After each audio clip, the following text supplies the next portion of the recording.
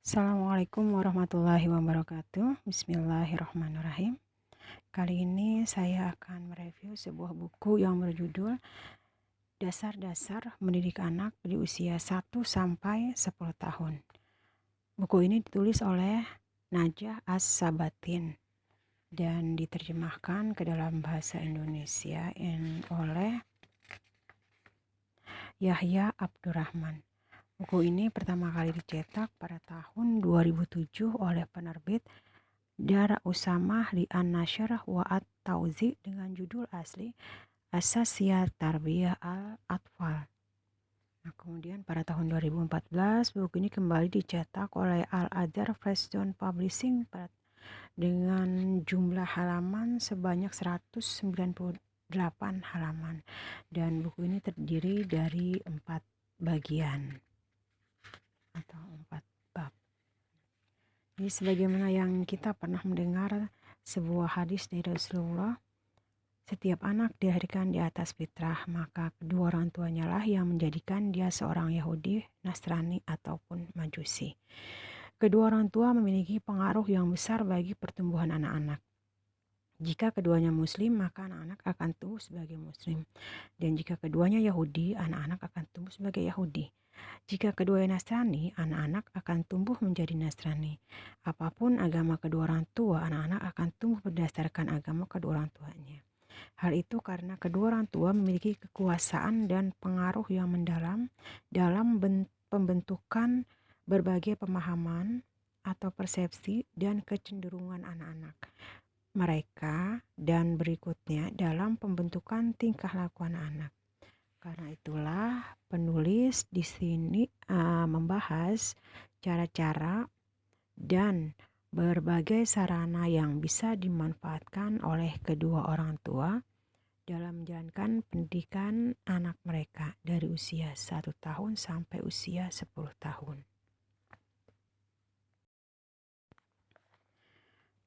Pada bagian pertama ini adalah tentang kesepakatan kedua orang tua dalam menentukan tingkah laku yang baik dan tingkah laku yang buruk untuk anak-anak mereka. Banyak kita dapati orang tua yang berbeda-beda pendapat dalam menentukan tingkah laku idaman yang wajib dijadikan pegangan oleh anak-anaknya, dan ini biasanya dipengaruhi oleh beberapa faktor baik internal ataupun faktor eksternal. Nah, biasanya perbedaan itu tercermin dalam bentuk di mana bapak menilai suatu tingkah laku tertentu sebagai hal yang baik, sementara ibu menilainya itu ada suatu yang buruk. Seperti misalnya bapak memandang bahwa banyaknya masalah yang terjadi antara anaknya dengan anak tetangga itu menjadi bukti kekuatan dari kejantanan. Tapi ibu memandang hal itu dengan pandangan yang sebaliknya. Atau bisa juga terjadinya pertentangan akibat kurang informasi tentang satu objek tertentu. Ada kalanya ibu memiliki lebih banyak informasi daripada bapak tentang jenis-jenis makanan yang sehat dan bagaimana membuat atau memperolehnya. Dan jika ibu berupaya untuk memaksakan kepada anak-anaknya dicorak makanan dan minuman tertentu, maka bapak justru merusaknya. Nah, untuk keluar dari lingkaran perbedaan di antara kedua orang tua, maka harus ada satu rujukan yang satu bagi kedua orang tua dalam mengeluarkan justifikasi dan penilaian mereka atas suatu tingkah laku yang buruk dan baik. Rujukan itu tidak lain adalah Al-Quran dan juga As-Sunnah. Dan sebagai orang tua yang ingin membentuk anak-anaknya dengan perilaku tertentu, maka sebaiknya orang tua membentuk dirinya sebagaimana perilaku tersebut. Karena orang tua adalah contoh bagi anak-anak mereka. Jadi apa yang mereka lihat atau yang anak-anak lihat dan dari diri orang tua, maka hal itulah yang akan mereka lakukan. Jadi intinya adalah ketika kita mendidik anak maka kembali kepada Al-Quran dan As-Sunnah. Pada bagian kedua buku ini, yaitu menjelaskan bagaimana orang tua wajib memenuhi kebutuhan-kebutuhan anaknya. Rasulullah bersabda, Allah merahmati orang tua yang membantu anaknya agar berbakti kepadanya. Seorang laki-laki datang kepada Umar ibnu Al-Khattab mengadukan kedurhakaan anaknya. Maka Umar menghadirkan laki-laki itu beserta anaknya. Kemudian Umar bertanya, "Kenapa engkau mendurhakai bapakmu?" Si anak menjawab, "Ya Amirul Mukminin, bukankah anak memiliki hak-hak terhadap bapaknya?" Umar menjawab, "Benar." Anak itu bertanya lagi, "Apa saja hak itu, wahai Amirul Mukminin?" Umar menjawab, "Memilihkan ibu yang baik, membaguskan namanya, dan mengajarkan Al-Quran kepadanya." Anak itu berkata, "Wahai Amirul Mukminin, bapakku tidak melakukan semua itu sedikit pun. Ibuku adalah seorang kulit hitam dan beragama Majusi, dan bapakku menamaiku Ja'lan, yang artinya kumbang. Dan dia tidak mengajarkan Al-Quran kepadaku meski hanya satu huruf pun." Maka Umar menoleh kepada bapak tadi dan berkata kepadanya, "Engkau datang mengadukan kedurhakaan anakmu, sedangkan engkau telah mendurhakainya sebelum ia mendurhakaimu, dan engkau telah berbuat buruk kepadanya sebelum ia berbuat buruk kepadamu." Agar kehidupan bisa berjalan dengan selamat di antara orang tua dan anak, maka hendaknya kedua orang tua mengetahui tahap-tahap perkembangan anak dan memenuhi kebutuhan-kebutuhan anak baik fisik, emosi, pemikiran maupun sosial.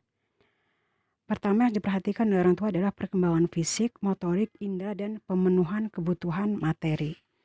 Yang kedua, perkembangan emosional dan pemenuhan kebutuhan-kebutuhan psikologis anak. Dan yang ketiga, perkembangan sosial. Yang keempat, perkembangan kemampuan berbahasa. Yang kelima adalah perkembangan intelektualitas anak. Di usia dini, anak masih berpikir argumentatif, maka pada anak usia ini masih bercampur antara khayalan dan hakikat. Ketika anak itu bermain, maka permainannya akan menjadi aktivitas-aktivitas khayali. Anak kadangkala membayangkan bahwa ia terbang di udara dan menuju suatu tempat, atau kadang-kadang ia membayangkan sedang menyetir mobil. Oleh karena itu, wajib memberikan perhatian dan perhatian dalam milih kata-kata yang diucapkan kepada anak. Misalnya, jika ibu berkata kepada anak, "Jika kamu kebanyakan makan telur, maka kamu akan berubah menjadi ayam." Maka anak akan menganggap perkataan ibu itu sebagai hal yang hakiki selama anak tidak mengetahui bahwa ibu hanya ingin mencandainya. Nah, di bagian ketiga buku ini menjelaskan bagaimana untuk meyakinkan anakku. Banyak orang tua yang mengadukan kedurhakaan dan ketidaktaatan anak kepada mereka. Jika anak-anak melakukan perintah yang diberikan kedua orang tua, mereka melakukannya dengan menggerutu dan marah. Mereka menuduh orang tua mereka berlaku zolim dan memaksa. Lalu bagaimana kedua orang tua bisa meyakinkan anak-anak mereka terhadap apa yang mereka inginkan? Nah, bagaimana mewujudkan dorongan ataupun motivasi dalam diri anak-anak mereka untuk melaksanakan perintah dengan penuh semangat, sukarela, tanpa paksaan dan tekanan?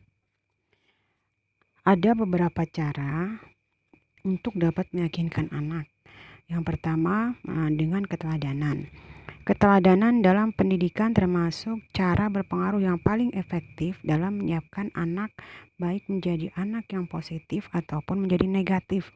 Jika pendidik seorang yang jujur, terpercaya, mulia, dan lemah lembut, maka anak akan tumbuh di atas kejujuran, keamanahan, kelemah lembutan, dan kemuliaan.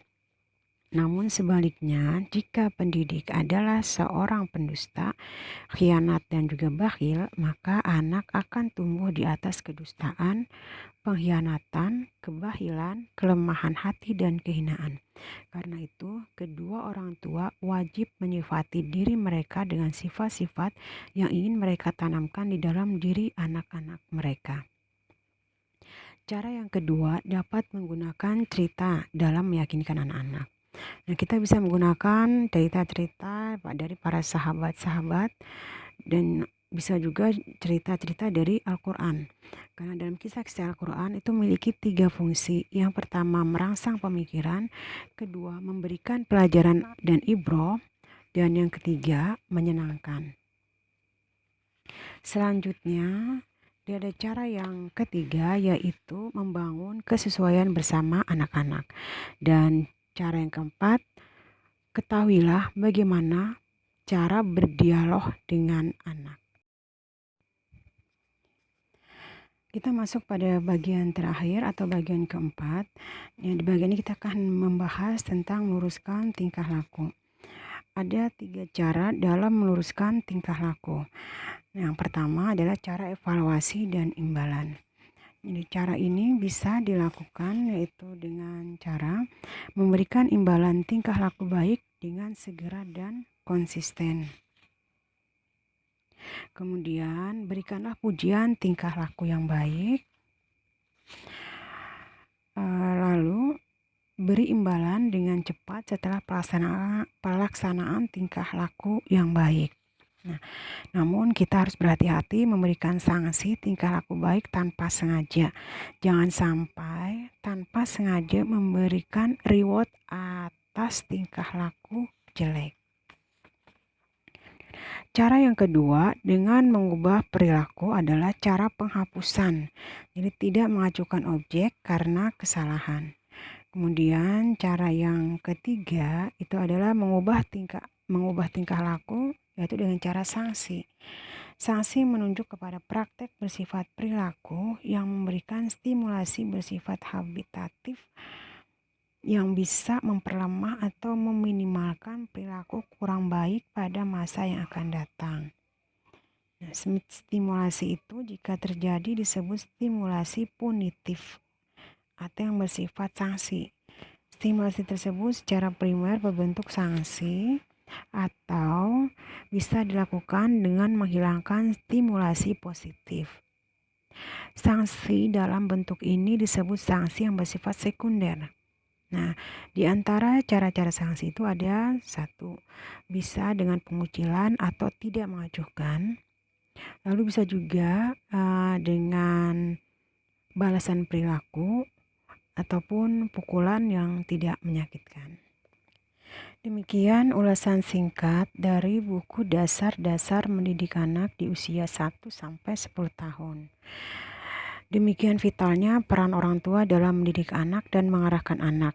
Oleh karenanya, kesalahan dalam mendidik dan mengarahkan anak bisa berakibat fatal yang berujung pada terbentuknya kepribadian anak yang menyimpang dari syariat. Terlebih hidup di zaman sekarang ini.